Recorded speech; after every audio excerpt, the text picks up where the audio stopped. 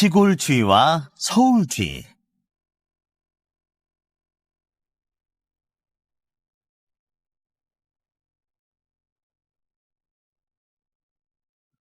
어느 날 시골에 사는 쥐가 서울에 사는 쥐를 자기 집으로 초대했어요.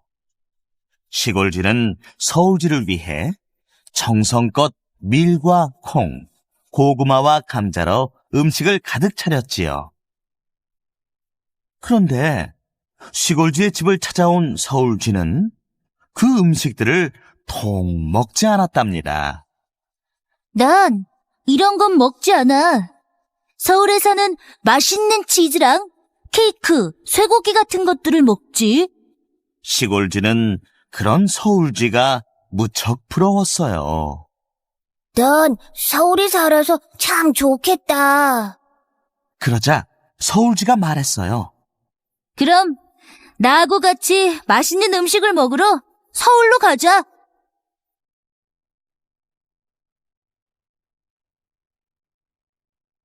시골쥐는 기뻐하며 서울쥐를 따라 서울로 갔지요. 역시 듣던 대로 서울쥐의 집에는 커다란 식탁 위에 군침이 도는 맛있는 음식들이 차려져 있었어요. 시골쥐와 서울쥐가 그 음식들을 먹으려 할 때였습니다. 갑자기 방문이 열리더니 사람이 들어와 빗자루를 휘둘렀어요. 깜짝 놀란 쥐들은 정신없이 도망을 쳤습니다. 맛있는 음식도 좋지만 이렇게 먹는 것보다 마음 놓고 먹는 시골이 더 좋아. 난 시골로 돌아가야겠어. 안녕! 하고는 시골쥐는 시골로 돌아왔어요.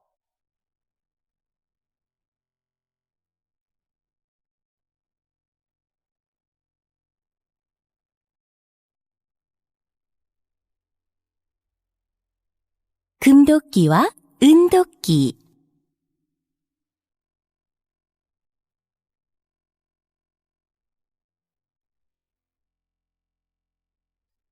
어느 호숫가에서 나무꾼이 도끼로 나무를 베고 있었어요. 그런데 그만 도끼가 손에서 미끄러져 호수에 빠졌어요. 그때 갑자기 산신령이 나타나 말했습니다. 이것이 내 도끼냐? 산신령은 금도끼와 은도끼를 보여주며 물었어요. 제 도끼는 그렇게 좋은 게 아니고 낡은 쇠도끼입니다. 산신령은 나무꾼이 정직하다며 쇠도끼를 찾아주었어요. 그러고는 나무꾼에게 금도끼와 은도끼도 주었답니다.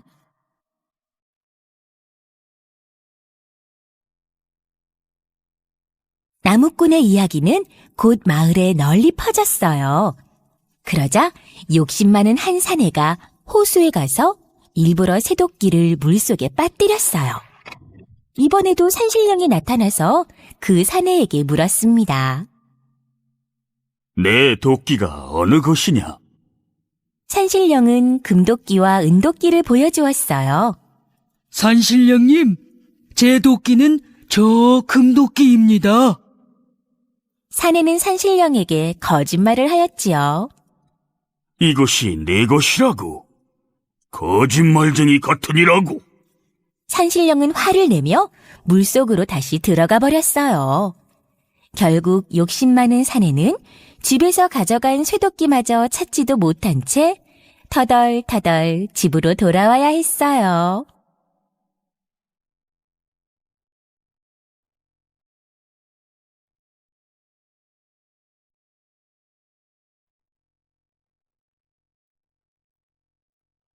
나그네와 곰.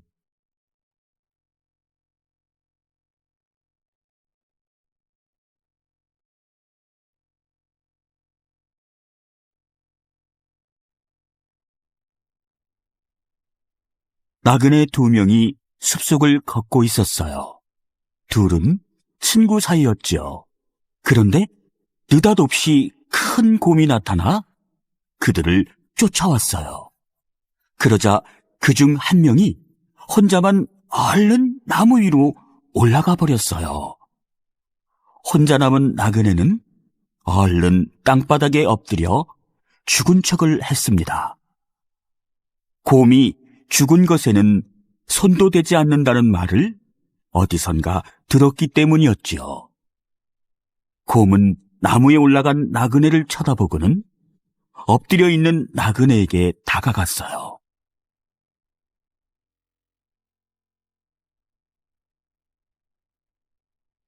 곰은 코를 벌렁거리며 엎드려 있는 나그네의 얼굴 가까이에서 냄새를 맡았어요. 그러자 그는 숨도 쉬지 않고 가만히 죽은 신용을 했지요. 곰은 계속 킁킁거리다가 나무로 갔어요. 그러고는 나무 위에 있는 친구를 떨어뜨리려고 나무를 앞발로 마구 흔들었어요. 나무 위에 있던 나그네는 떨어지지 않으려고 있는 힘을 다해 나뭇가지를 붙잡았지요. 저리 가! 저리로 가란 말이야! 나무 위의 나그네는 소리를 질렀어요. 곰은 한참 동안 나무를 흔들다가 그냥 가버렸지요. 나무에 올라가 있던 나그네는 안도의 한숨을 쉬며 내려와 엎드려 있던 나그네에게 다가가 물었습니다.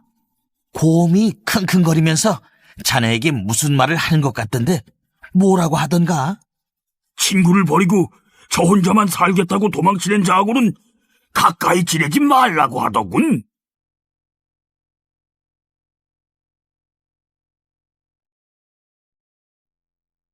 토끼와 거북.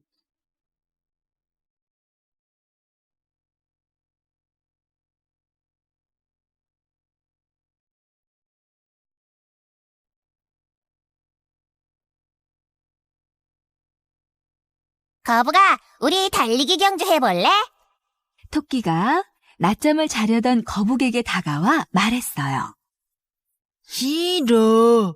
난 잠이나 잘래. 너 나랑 경주하면 질 것 같으니까 그러는 거지? 토끼는 거북을 놀렸습니다. 그래, 좋아. 어디 한번 해보자. 화가 난 거북은 토끼의 제안을 받아들였습니다.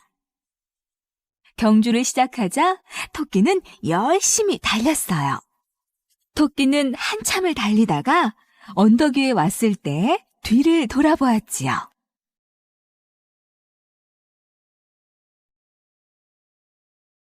거북은 저 멀리 산기슭에서 느릿느릿 기어오고 있었어요.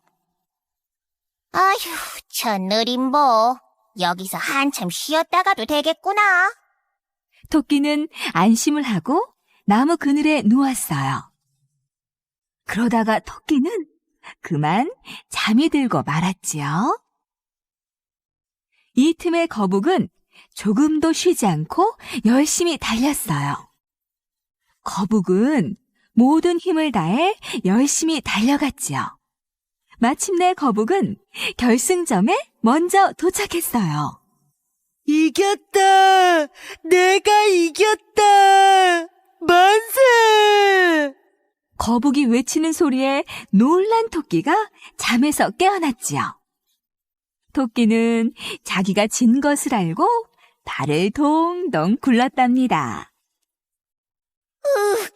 느림보 거북에게 지다니.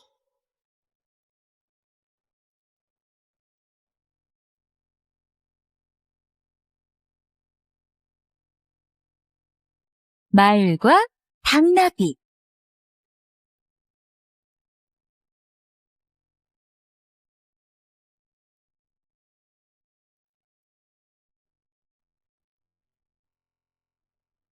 몹시 더운 어느 여름날, 말과 당나귀가 무거운 짐을 지고 길을 가고 있었어요. 그런데 당나귀가 그만 병이 나고 말았어요. 당나귀는 끙끙거리며 무척 힘들어했어요. 말아, 내 짐을 조금만 덜어서 네가 져주지 않겠니? 당나귀가 말에게 부탁했지요. 그러나 말은 당나귀의 부탁을 못 들은 채 했어요. 나도 힘들단 말이야. 부탁을 거절당한 당나귀는 힘에 겨워 쩔쩔매며 짐을 지고 갔어요. 너무너무 힘들다. 그러다가 얼마 가지 못해 당나귀가 그만 쓰러져 크게 다치고 말았어요.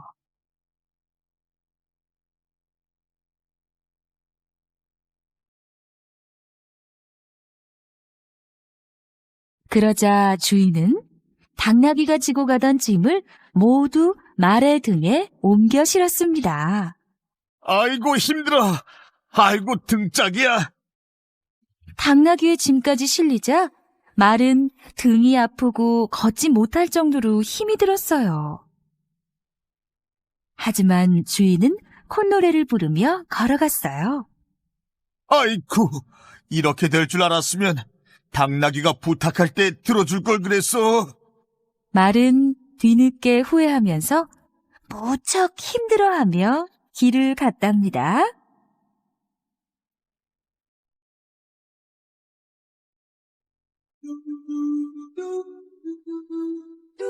바람과 해.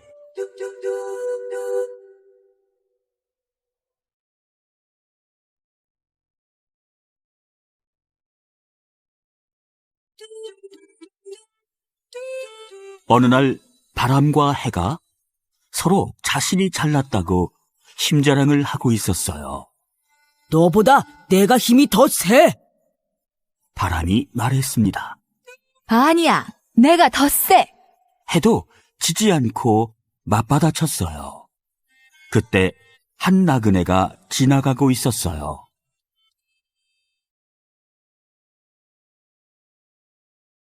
그럼 저 나그네의 옷을 벗기면 이기는 것으로 하자. 해와 바람은 내기를 걸었어요. 좋았어. 그거야 누워서 떡 먹기지. 먼저 바람이 나그네에게 센 바람을 퍼부었지요.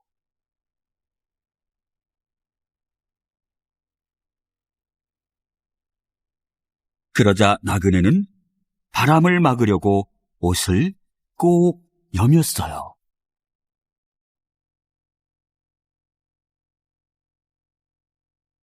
좋아, 다시 해보자. 바람은 더욱 세차게 불었어요. 아이고, 추워라. 나그네는 추워서 더욱더 옷을 감쌌습니다. 어휴, 이젠 지쳤다. 결국 바람은 지쳐서 두 손을 들고 말았어요.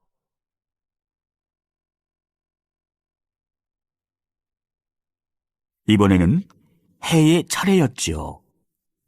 해가 따뜻한 햇볕을 내리쬐자 나그네는 더워서 웃옷을 벗었어요. 해는 더욱더 뜨겁게 햇볕을 내리쬐었지요. 그러자 나그네는 더워서 어쩔 줄을 몰라 했어요. 어휴, 더워서 도저히 못 참겠다. 마침내 나그네는 옷을 전부 벗어버리고는 근처 냇가로 뛰어들었답니다.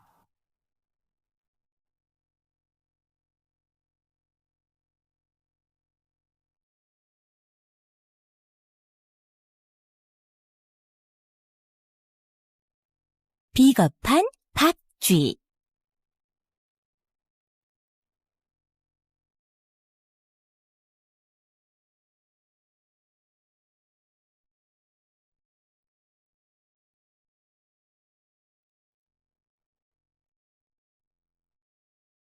심한 가뭄이 계속되는 어느 더운 여름이었어요. 가뭄 때문에 동물 마을에서는 먹이가 점점 귀해져서 서로 먹이를 빼앗으려다가 전쟁이 벌어졌어요. 결국 땅 위에 사는 짐승과 하늘의 새들이 편을 갈라 온 힘을 다해 싸우게 되었지요. 그런데 박쥐는 구경만 하였어요. 어느 쪽이 이길까? 땅 위의 짐승들이 크게 이겼을 때였어요. 박쥐가 짐승들의 왕인 사자를 찾아가 말했어요. 저는 쥐하고 똑같이 생겼으니까 짐승이지요. 그래, 너도 짐승이니까 우리 편이지. 사자는 자기 편이 하나라도 더 필요했기 때문에 박쥐를 짐승 편에 넣어주었어요.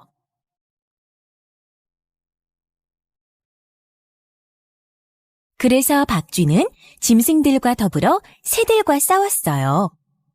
그러나 이번에는 새들이 크게 이겼지요.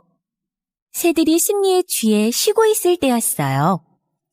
박쥐가 새들의 왕인 독수리가 있는 곳으로 와서 시치미를 떼고 말했습니다. 이번 싸움에 이긴 것을 축하드립니다. 날개가 있는 저를 설마 새가 아니라고 하시진 않겠지요? 그러고는 박쥐가 날개를 펄럭였어요. 독수리는 박쥐를 찬찬히 훑어보았지요. 날개를 움직이는 박쥐를 보니 분명 새가 맞았어요. 물론이지. 넌 우리 새 편이다. 독수리는 박쥐를 자기 편으로 넣어주었습니다. 그 뒤에도 짐승들과 새들은 서로 이기고 지는 싸움을 되풀이했지요.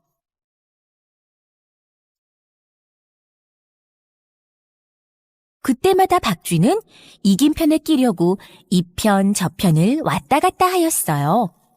그런데 오랜 싸움에 지친 짐승들과 새들은 서로 화해를 하기로 하였지요. 마침내 긴 싸움은 끝이 났습니다. 그리하여 박쥐의 비겁한 행동이 짐승과 새들에게 모두 밝혀지게 되었어요. 몹시 화가 난 짐승들과 새들은 박쥐를 아주 멀리 쫓아버렸지요. 그 뒤로 박쥐는 낮에는 굴 속 깊이 숨어 있다가 밤이 되면 날아다니게 되었답니다.